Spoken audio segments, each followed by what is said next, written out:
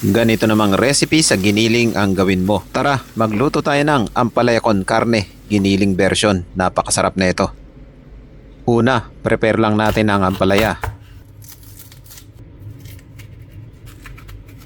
Hiwain lang natin ng medyo maninipis. Tapos maglagay lang tayo ng isang kutsarang asin sa tubig. Babad lang natin ng 5 minutes at banlawan lang natin. Maghihiwa lang tayo ng bawang,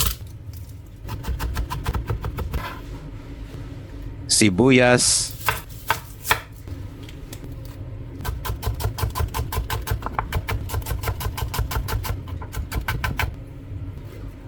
konting bell pepper. Gawa lang tayo ng sauce. Mix lang natin ng toyo, oyster sauce, brown sugar, sesame oil.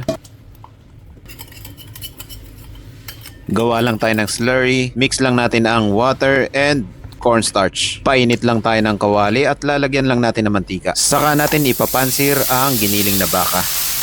Season lang natin ng salt and pepper. Kapag tostado na yung ilalim, gisa-gisahin lang natin yan. At lalagyan natin ng sibuyas, bawang, bell pepper. Gisa-gisahin lang natin hanggang sa lumabas yung aroma. Saka natin ilalagay yung ampalaya, sauce mixture.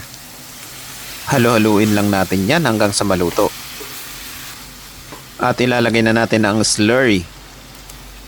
Mix lang natin yan. Depende sa inyo kung gaano karami ang sauce na ilalagay nyo dito. Tignan mo naman kung gaano kasarap yan. Kahit bahaw, palag-palag dito. Kaya kung mahilig ka sa giniling na baka, try mo na ang recipe na to. Napakasarap at simple lang.